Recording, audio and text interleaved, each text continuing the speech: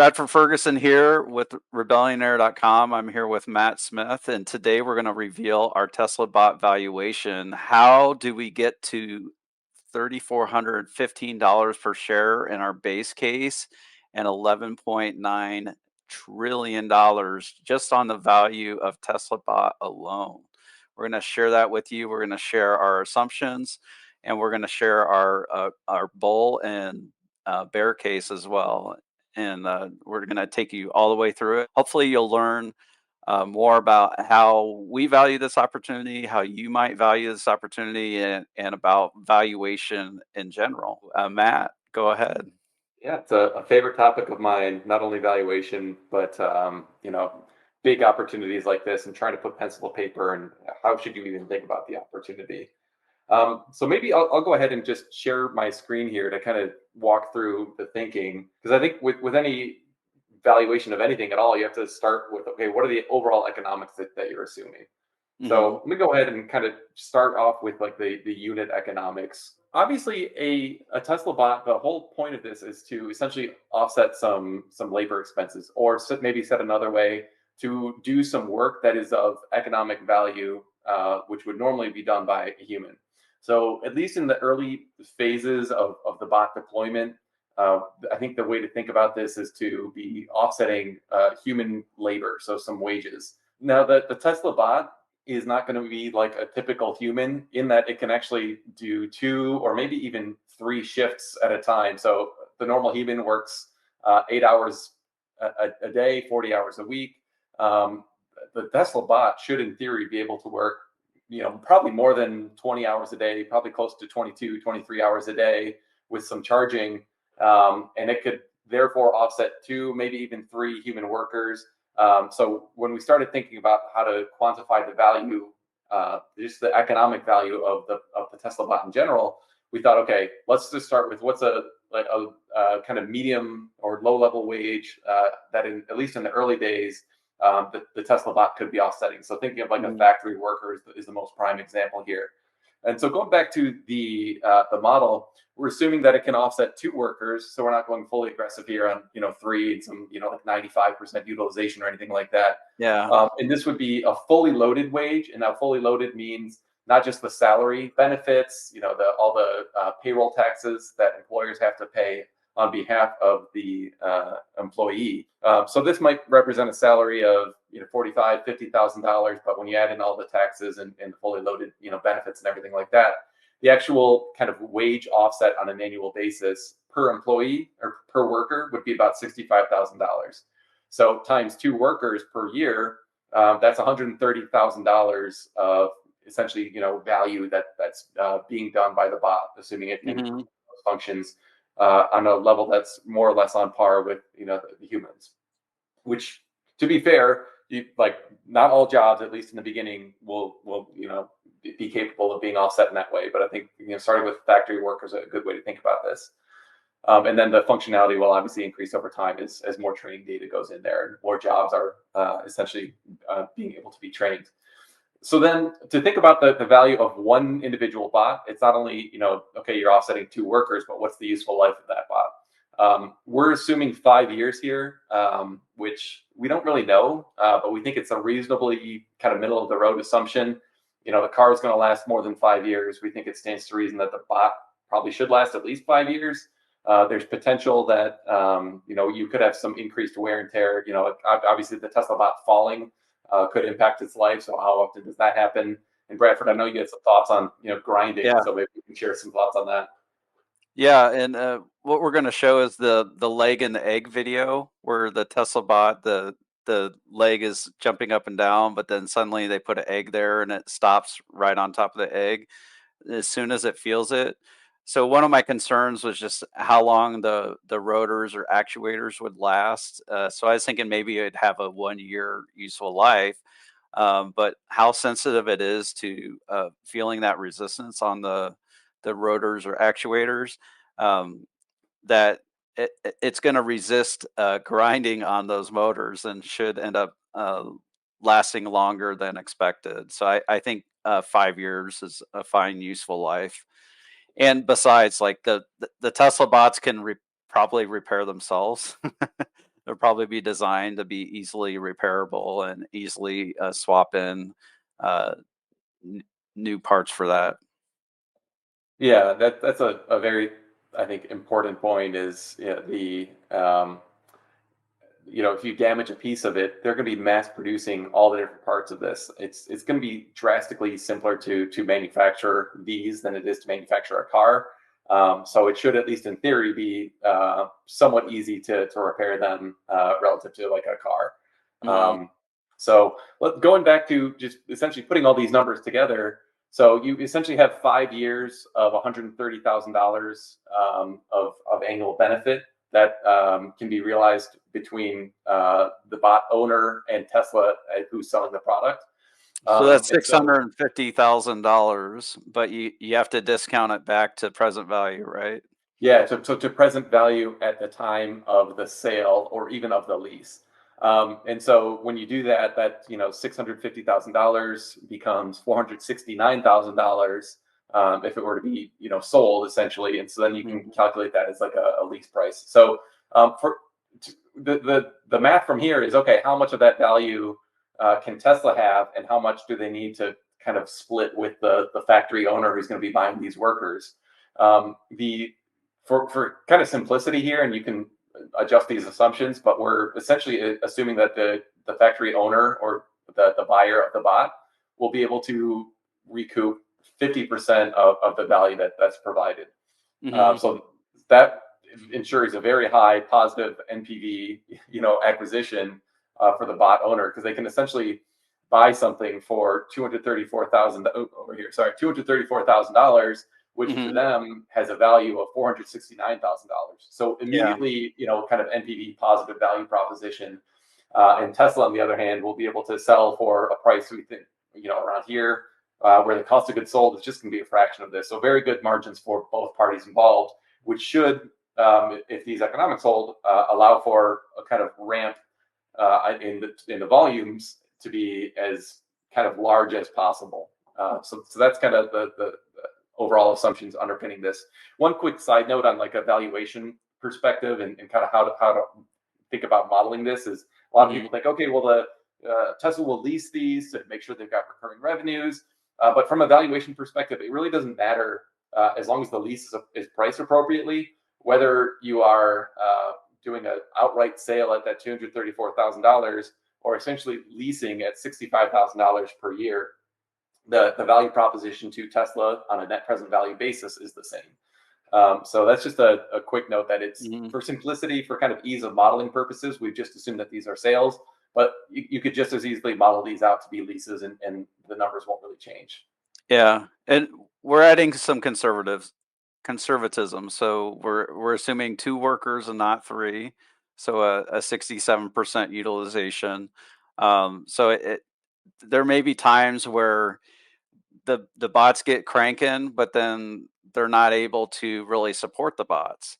There's different ways this could look, and I think it's important when you're doing a valuation, if you're going to be counting on the valuation, that you need to bake in some conservatism in case things don't look the way you're expecting, or they take longer than expected. Yeah, that's a very strong point. This is, you could think of this as a middle of the road kind of valuation, but there still is a lot of kind of nuance with this point. I mean, this is a brand new market. That we've seen how long FSD has been delayed. We could see similar kind of delays on the bot kind of rollout, or there could be higher training costs than we're expecting. So all these things could pretty significantly impact the valuation. I do want to say something real quick about rebellionaire.com, what Matt and I are doing there. So, what we do for people who are all in investors is we don't force you to sell your all in stock and don't force you to diversify or laugh at you because you're all in. And what we do is three things on the investing side. We do cover calls, help generate some income on a weekly basis. Even if you're not retired off of Tesla, you can use that income to um, essentially add more shares over time. The second thing we do is adding and trimming. So instead of just hodling shares, we look to take advantage. So when the stock's shooting up like this, and we're near an emotional high, which may be unsustainable, we look to trim at those moments. And the same as when the stock is going down the converse, we look to add there. The third thing is, while this Tesla bot opportunity is big, there are other companies that are being underestimated by Wall Street, undervalued, and sometimes the opportunity may be bigger on a short term or intermediate term basis.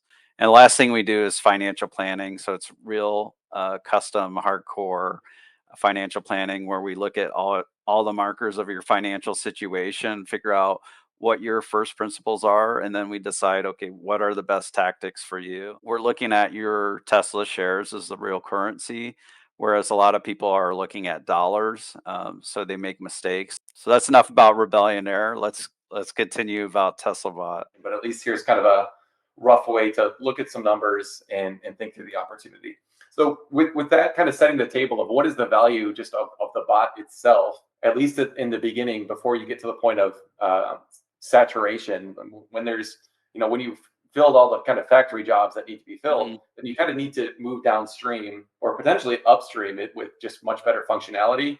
But I think the more conservative thing to do is to assume that you need to move downstream and essentially lower price in order to assume that more adoption will come.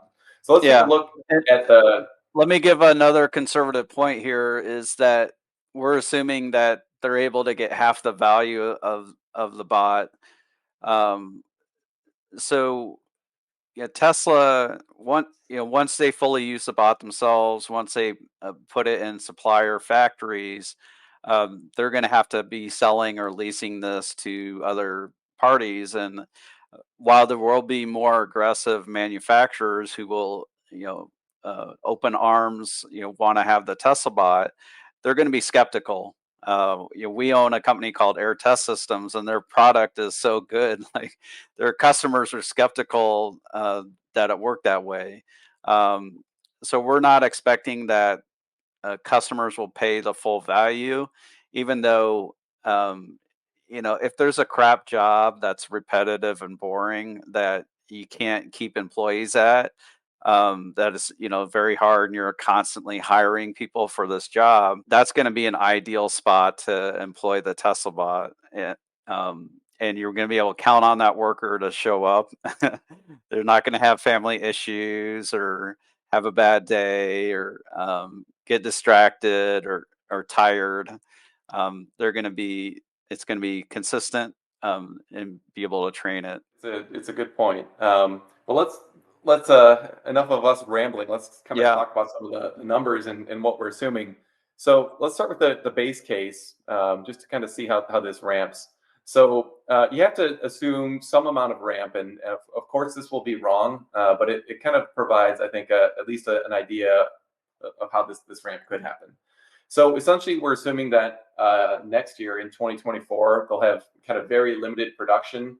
To be honest, most of the so 5,000 units, and then almost 10xing in 2025 to 45,000 units. I also want to point out that for valuation purposes, it doesn't necessarily matter if Tesla doesn't sell these bots to third parties. They could use them in house and realize some savings, and that's just as valuable from a valuation perspective as if they had sold them. So that's one thing I want to kind of keep in mind. But let's look at the ramp here in our base case assumption. So 5,000 units getting to 45,000, and then ramping pretty aggressively, essentially doubling every year up until you get to 46,000 by 2035. So Yeah. 46 million. The easy criticism of this is going to be, okay, you're going to essentially 100 grow your production by 2 times every year for a decade and get to a point where you've got 46 million units. That's just like, I understand the perspective that might seem wild. Two Hmm. points I want to maybe point out here. One is that this is a much more simple manufacturing process than automotive. I mean, you're not needing some like massive 40-ton gigapress or anything like that to make these Yeah. parts. I mean, these are going to be much smaller, be it a lot more modular. And essentially, once you get the process down, making the equipment, the machine that makes the machine is going to be much more simple. You could even imagine a scenario where the bots themselves get in on the production, and essentially you could have like a like a almost like an organic almost like a bacteria or something, which just like doubles and then gets to 4x and then 4 gets to 8. I don't know how realistic that is. I don't know if that'd be the most efficient use of the bots, but you could imagine a scenario where you essentially seed a factory and then the workers go out and build more machines and then they start assembling all the other bots. And if a small percentage of your overall production goes to increasing the production overall, Yeah. that could get out of hand pretty quickly. What do they So call that's that? Like self-replicating? yeah, self-replicating machines, which is like a very wild theory that I think like eventually it just makes sense that that'll happen, especially with some artificial intelligence to bolster this, which Tesla clearly has. Yeah, so Um, you could argue early on it could grow much faster. It could grow yeah, much faster in that third and fourth, et cetera, year. But the challenge is going to be there's going to be multiple challenges. It's going to be training the bot and doing that consistent work. But once you train it to do something and does it well, you don't have to train it until that process changes. Yeah, I think this is actually conservative. Another consideration would be supply chain. As the number of bots made per year grows, you need to ramp that supply chain. So whatever that FSD computer is, I call it FSD, but it basically be like the bot computer, the bot brain. You know, you making a million or more of those a year is going to be a big commitment for Tesla. absolutely. So that's on the kind of supply constraints. But I think the other way to attack, these numbers, they are these reasonable, is from the demand side. So at 46 million units a year, I mean that's like a huge chunk of the U.S. worker base, just as an example. And given the fact that these have 5-year useful lives and are offsetting 2 workers per bot, essentially you can think of the overall size of the pool as being 10 times the annual production, because that gives you an indication of the steady Yeah, state production rate.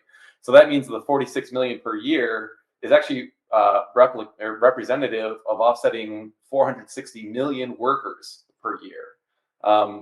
So that doesn't necessarily have to be like cutting workers either. That doesn't mean there's going to be mass unemployment, although I think there probably will be a little bit of that. But it could be additive to the workforce also. I think if we're talking about these like massive amount of net present value, like economic value created, for both Tesla and for the bot purchaser, I think it stands to reason that the overall GDP growth, when you get to these kind of wild, tens of millions of bots per year, is going to be accelerating. So the overall pie of GDP should be much bigger than it is right now under this type of scenario. But that said, still looking at like a steady state of 460 million bots in the worldwide economy seems like a reasonable kind of middle ground, but still somewhat bullish, but not like crazy bullish where you're assuming there's like 10 bots per person and we all have like just crazy super abundance. It's not that type of assumption. It's a bots are a meaningful part of the overall workforce, but human workers still outnumber bots in this scenario. So then going back to the numbers, you can see starting in 2030, the sale price is assumed to go down every year. So essentially, we're assuming that the economic value proposition doesn't change when you're kind of at the sub 1 million bots per year range.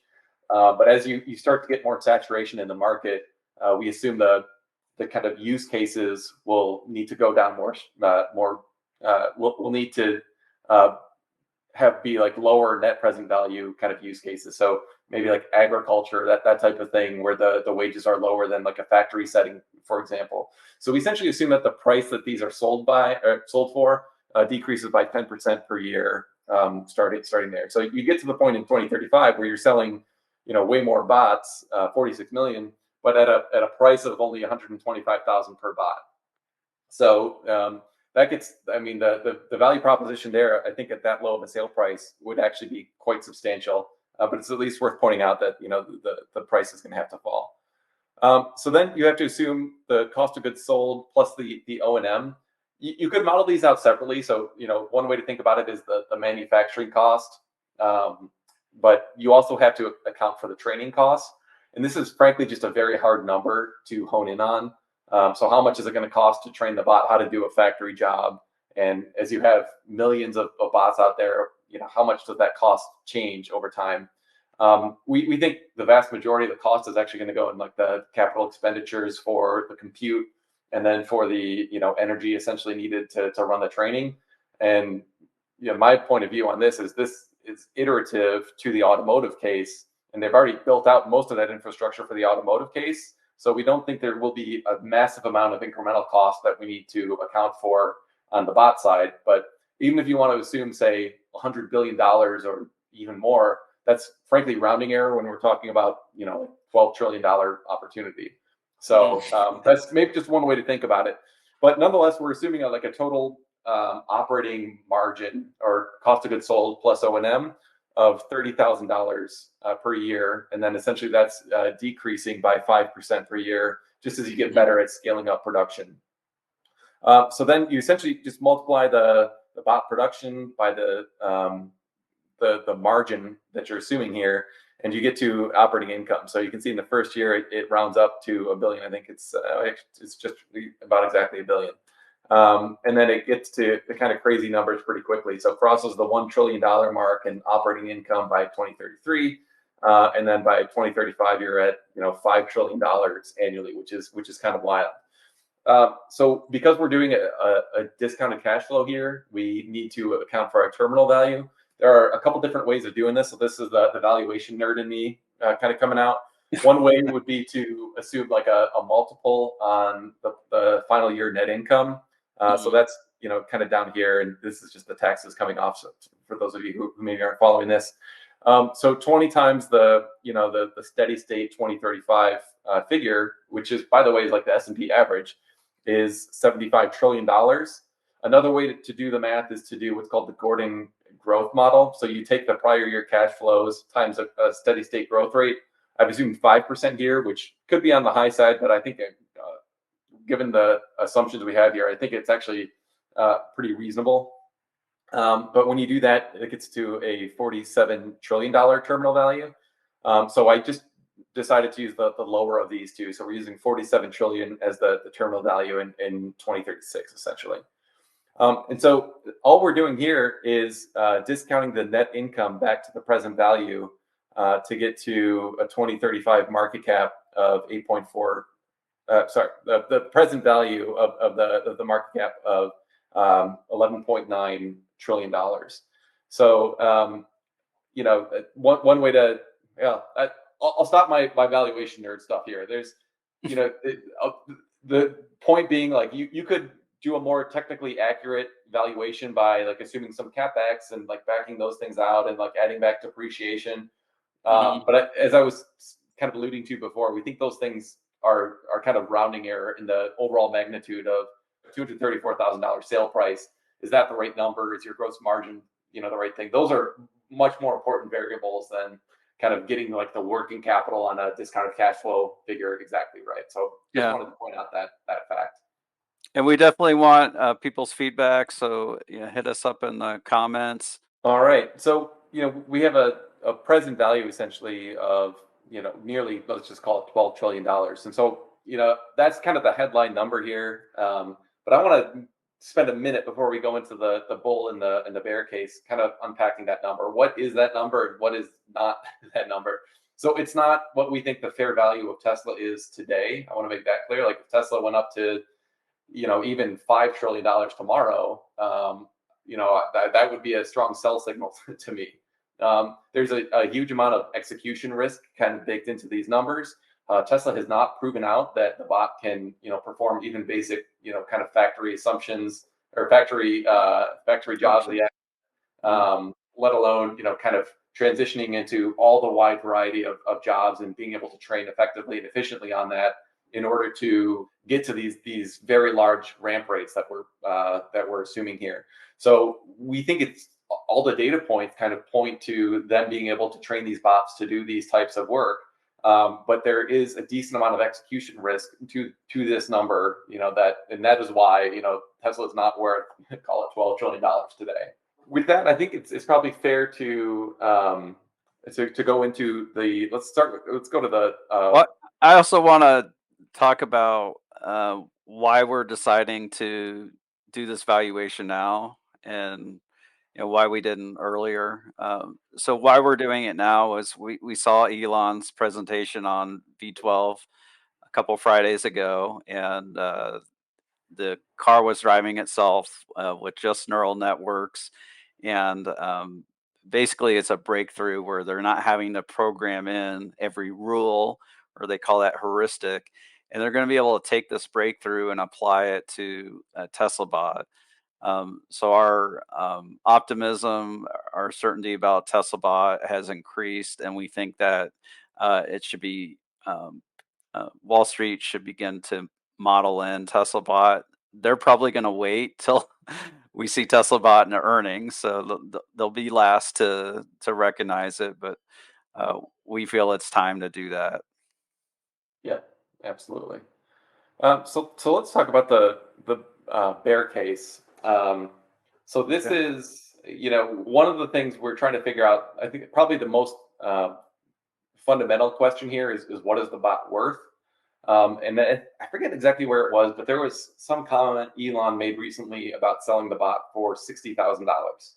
Now, try as I might, I could not wrap my head around getting to a price so low. Like, I think the only reason where a $60,000 bot price might make sense is if it actually does have a useful life of 1 year, let's say, or if like it is just like such a crappy worker that like maybe it helps you do some of the like lowest level jobs, but Hmm. if there's just it's way harder than we thought to have it do like the work to the level of quality of a normal human. So if they actually can only sell these for $60,000, I think it's indicative that the product is just not as good as it should be, where it can learn many different types of jobs and to do them with minimal kind of human oversight. So if Yeah. you need like one worker full time overseeing two bots, like that's going to drastically cut into your economics. So this is, I think, the most essential assumption of this case. It's just that the bot never quite gets there in terms of actually being able to work mostly autonomously and mostly to the level of a human in the environments where it's working. So with that said, the sale price here is $60,000. We're assuming essentially the same cost profile where it declines over time. Hmm. And given the kind of struggles of the bot, first of all, you're selling less units because the economics are less attractive to the purchasers, and Yeah. also the sale price. We just assume it'll go up over time, essentially with inflation. So 2% inflation, kind of like almost more resembling a typical industrial product instead of like a revolutionary kind of AI based product. Right. So the numbers are just a lot more pedestrian here. So only 3.5 million units sold by 2035. You've got good margins at this point because we think even though maybe the economics of the bot are not as good to the end customer as in our base case, we still think Hmm. there'll be the kind of economies of scale and learning as you're continuing to ramp up. So still pretty good margins as Tesla just gets better and better at manufacturing and even just like the simple one is batteries. The batteries are going to continue to get cheaper, more energy dense, and so you'll be able to strip out kind of more of those raw materials over time. Hmm. But with these assumptions, you're getting to this a net present value of just 117 billion dollars. So it's really like uh, almost rounding it. It's the company's worth 800 billion dollars today. So what this is saying is if the Tesla bot performs at this level, then it really won't be adding a whole lot of value to Tesla's business, and it more or less shouldn't be like one of the quote unquote Musk options that people talk about, where if they figure this out, like the stock can 10x from here or something like that. This is saying no, like even if they do solve it, it's just gonna be small. So I suspect this is more the model that a lot of Wall Street would actually Yeah. use. And probably they would even say that the margin assumptions we have here are too aggressive because you're assuming what is this like 70% gross margins or so by 2033. So Yeah. they'd say, oh, you're assuming that price goes up but costs go down. Like that's too aggressive. So this is where I think like the most aggressive Wall Street people would go is probably something that looks like this base case, or sorry, bear It, case. And comparatively to today, essentially they have it at near zero. So effectively, that's kind of how they're valuing it today. And our base case is 100x our bear case. I know that sounds a bit ridiculous, but it's a big difference between like a somewhat useful bot and a very useful bot that's replacing multiple workers. Yeah, absolutely. So with that, let's go to the bull case, which I'm sure everyone's excited for. Bull case is more exciting than bear case. So headline number here, $26 trillion. Sounds wild. Somebody was even comparing like the GDP of America to I think our base case assumption, and it's like when you put it in those terms, I don't know what is the U.S. at, like 19 trillion GDP, something like that. I could be wrong, but it's at least it's like in this ballpark, 19 to 30 trillion. I want to say. So it's like, okay, 26 trillion. That's U.S. GDP. That just doesn't make any sense. So two things. One, as we said before, this kind of future envisions like the entire pie of GDP growing much more significantly than it is today. Two, that's Mhm. the US only. This is a worldwide product. I think I said two, but there's actually 3 points. And then three would be GDP is an annual number, Mhm. and a net present value is a current value of like into perpetuity of all the cash flow streams. So Yep. it's not really fair to compare a net present value with like a 1 year metric like GDP. So that's why I think maybe trying to keep what does that even mean in perspective. Those are maybe three helpful points. But let's walk through the assumptions. So it starts pretty similar to the to our base case, just with slightly more aggressive ramping. So you can see, we're starting with higher units in 2024. We're slightly more than doubling in 2026. And then when you carry this through, we're getting to 102 million units by 2035. And again, here using the same kind of rule of thumb that we were talking about before, a 5-year useful life and offsetting two workers, then you can think of this as like a steady state level of bots in the economy of 1 billion. So 1 billion bots kind of in the economy by 2035. Or at least that'd be the replacement rate if you want to think of it that way. And then your economics aside from that are more or less the same. So we didn't drastically change any of the other assumptions here. And so just by changing those figures, you're getting to a total present value of $26 trillion. So I mean, just thinking of at Tesla today trading at roughly $800 billion. That's this one opportunity alone represents. Oh gosh, what is my math is terrible here. I did it wrong. Sorry. Over 800. I used to be better at mental math with this sort of thing. It's a 33x upside opportunity if our bull case were to pan out, and that's Mhm. it's purely the incremental that doesn't include the kind of current core automotive business or Yeah. FSD or robo taxis or anything like that or energy. So that's just something to kind of keep in mind. You got it's showing up as dollars, but it's like a 33x upside potential just on this one opportunity alone. So this is one of the reasons. We talk to some of our clients sometimes that Tesla we feel will be perpetually undervalued because there's no way the market is going to ascribe like tens of trillions of Yeah. value to Tesla They're anytime not going soon. to agree with us. So we don't know how this is going to play out. I mean, we obviously do think there's very significant execution risk to these numbers, which is why we think there's going to continue to be kind of upside opportunity as well as local peaks when like the AI fervor, like they show some great demo and the stock goes crazy, even if it doesn't hit our base case of 13 trillion. Is that what I said? I want to make sure I get my numbers right. Of 13 trillion, 12 trillion. Sorry.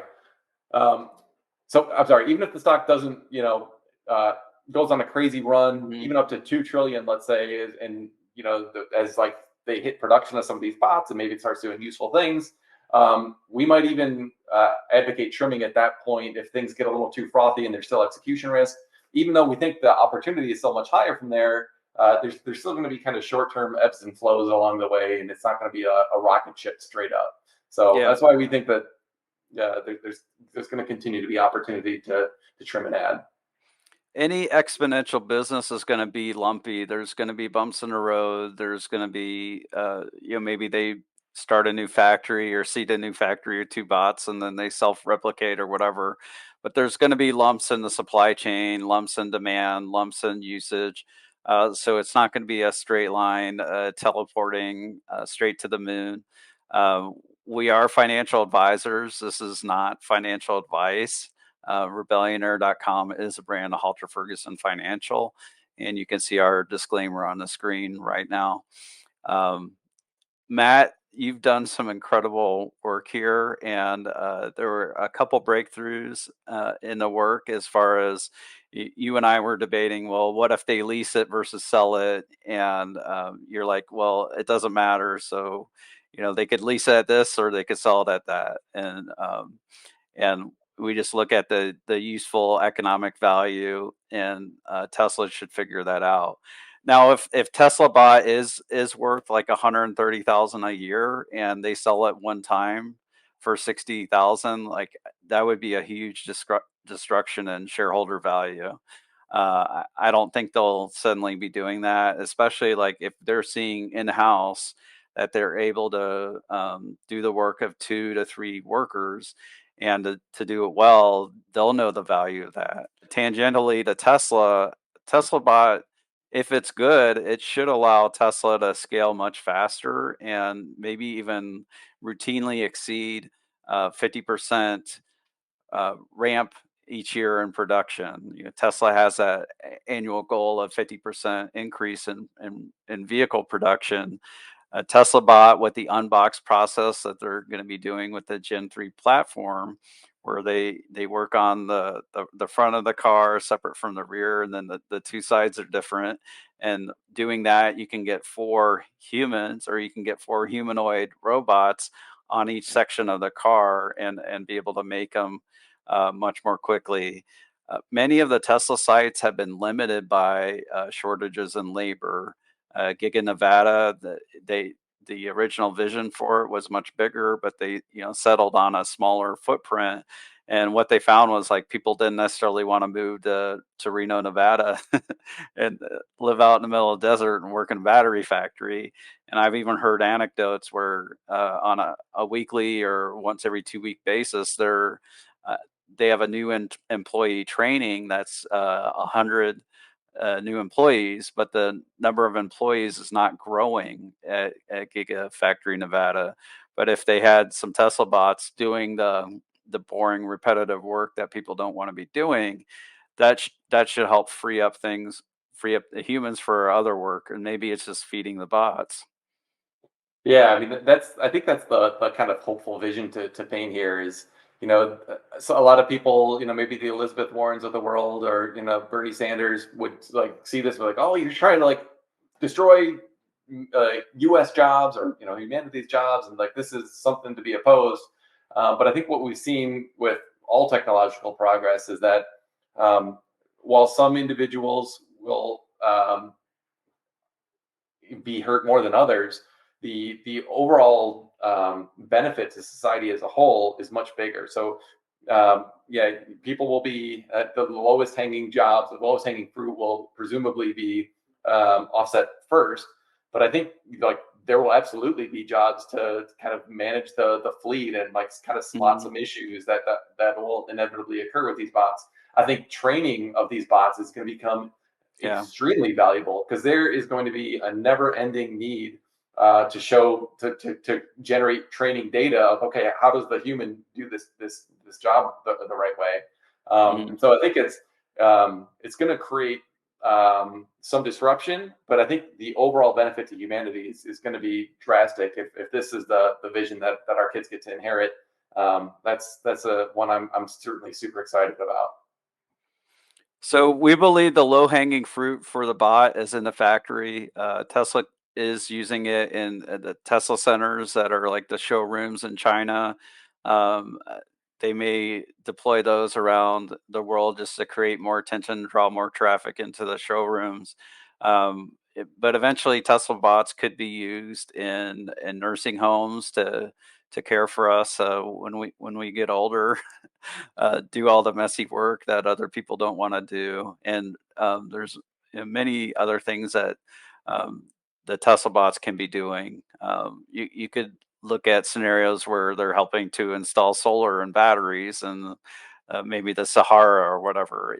Elon has this, vision of this tiny square in the Sahara where it could be powering the world, and Tesla bots could help install that and maintain it and keep the solar clean and all that stuff.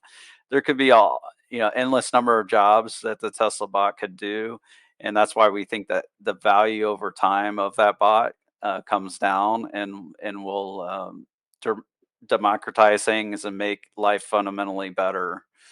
And I think for a while, these humanoid robots and also the autonomy in the cars is actually going to create more jobs. There's going to be people that are going to be needed to feed the bots and help maintain things. And over time, the job destruction may happen, but I think it's a long time away from here. Oh, I'm curious, Bradford, how would you use a bot if you owned one? If I own one, we might have one in the office to help greet people or do some things around the office. Um, yeah, I think one good use for Tesla bot would be like a manager of your robot. So like you have your Roomba. Maybe I would get a lawnmower bot and different types of bots. Um, I think that would be helpful. It could also like ride in the Tesla. So instead of like driving my girls all around, for all their different after school activities, maybe the bot's there to kind of be there for their safety. That's how I would use it. Not super exciting, right? Well, but that, like, I think the point is it would, I think in those examples, it kind of frees you up to do more of what is your kind of core skill, and Yeah, would allow you to create more value in the economy also by kind of removing some of the more menial tasks that you have to do on a daily basis. yeah, And same thing. Like I was thinking of this question for me, like I really hate, and I'm not that good at taking care of my lawn and like my yard and like all the weeding and everything like that. I'd love mhm, to just have it do that, so like I can free up more time to be with my kids or to get more work done or whatever. It's just yeah, those are hours every week that I lose doing stuff that I don't love, and that frankly I don't do that well because I don't love it. And just to be able to redirect my time to something more valuable to me personally or more valuable to society economically, it's yeah. like that's a great feature. I could see a scenario where you use a Tesla bot as a minder or as a coach, where they're um, keeping you on task, maybe even telling you what to do next, and you'll be happy to because that's something you're passionate about, helping you stay organized, all that. We got a question here. Does bot production rate increase because of more Tesla bots, either working inside bot factories or just constructing even more bot factories? Is it a type of flywheel that we have never seen before? Yeah, I mean, I think this kind of gets to what we were talking about at the outset of like what does the production of these look like? Because I could imagine like some kind of sci-fi, like scenario where you just have like swarms of bots like building new like bot factories, and then like your production rate just goes crazy. And like aside from the kind of initial capital required to get the first factory up and running, and then just like the supply chain costs for to kind of continue feeding the machine, like the cost of expanding this would be the cheapest we've ever seen.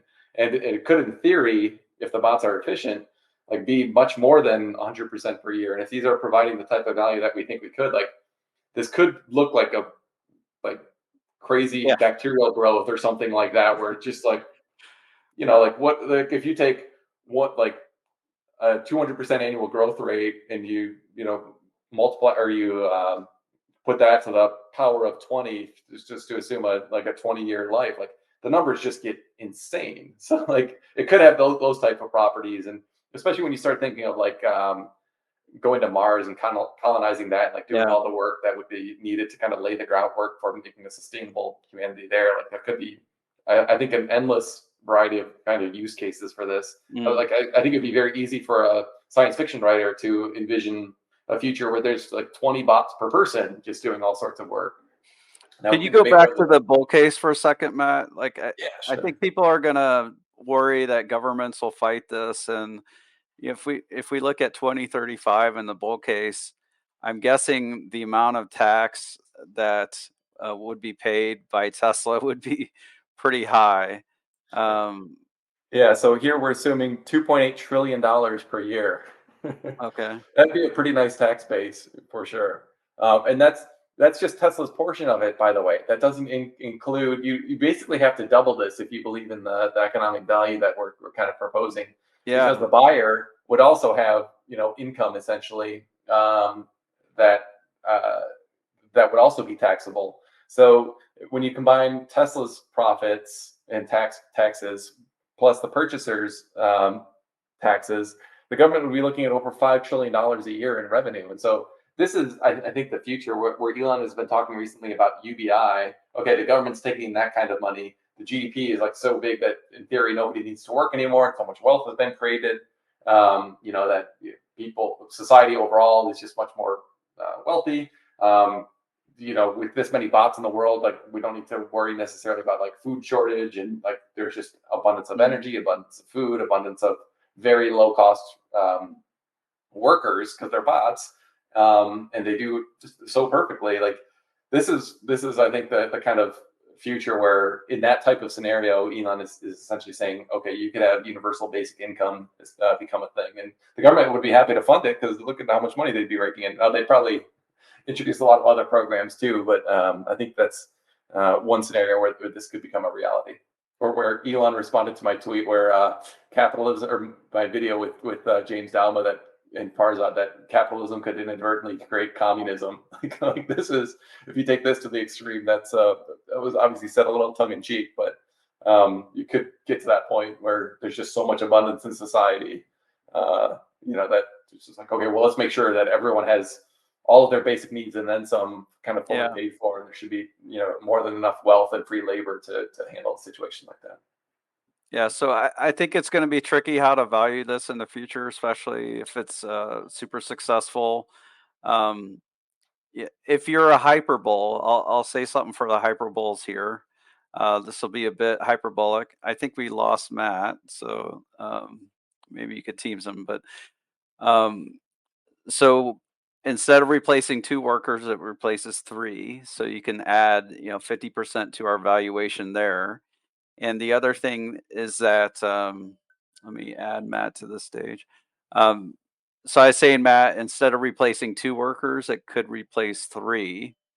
Yeah. Um, and instead of people who use the bot giving half the value of the bot when they make a purchase or do a lease, that they do a full value. So, like if you want to get hyperbolic or hyperbole about Hyperbolic. this, it is hyperbolic, hyperboles, but you can essentially double the valuation and then add another 50%. Um, but be careful. This is not a reason to bet your life on it or anything like that. Yeah, I wouldn't recommend YOLOing into calls or anything like that. This is like, I cannot emphasize enough how much execution risk there is in this. This is something that this is like very rough kind of napkin math right now. And as we get more information about like the training costs and the ramp rates and the capital expenditures required to get the plants up and running, we'll be able to refine this number, and it wouldn't surprise me if our base case number moves somewhat drastically one way or another, as we get more information in the next couple of years. So yeah, this is not by any means the gospel or anything to actively trade around. yeah. So Here's we're gonna. another question here, Brent. But I'll say the question. What is a job you had when you were young that would be better suited to be done by a Tesla bot? So I'll tell you about my job. So paperboy. Riding a bicycle might be hard. I guess it could have its own, means of transportation. I did mowing lawns. I worked at Dairy Queen for a month. Worked at a restaurant called Jonathan's as a busboy. I did concrete, so pouring and removal of concrete. Those might be tricky ones for a while to do. Did you do any boring, terrible jobs when you were young, Matt? So I worked at Little Caesars for a while making pies. I mean, that's a great one because yeah, I was just like an idiot 17-year-old, working at a pizza shop. I was just, like I was a fine worker, but I remember all sorts of examples of the like times I was not a great worker or like where my manager wasn't. Certainly was not the most efficient. There's like just even like health things that you need to like like keep your hair out of there and like checking that your produce isn't bad. That's just like I think there's a huge opportunity for just people who are not diligent workers. I could actually go on a whole other rant about an area I think is super exciting, but I'm not going to do that because we need to wrap it up here. Yeah, The other job I had, I guess I had two other jobs. One was as a babysitter. That would obviously be easy for a bot to do. I think some people may have questions about like, oh, like you're not having a relationship, or like the kids might find that weird. I think that's something we'll get over eventually, and hmm just having a diligent babysitter that hey, if there's an emergency, that can handle it and call authorities or call the parents if needed. Like that's very easy to envision that being done. One I think would take a longer time actually is I was a referee for soccer. And the only reason I hesitate with this one is because like you have to do a lot of sprinting and like getting out of the way of people and like avoiding the ball. It requires a lot more. It's almost better suited for like a Boston Dynamics kind of robot, or you hmm need a lot more of them in order to kind of ensure coverage while staying on the game. So that's one that I think would probably not be well suited for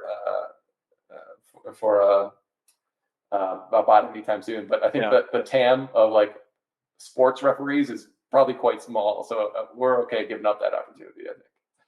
So this has been a long video. Appreciate your attention. We're Matt Smith and Bradford Ferguson with rebellionaire.com. This is more meant to start the conversation or keep the conversation going about Tesla Bot.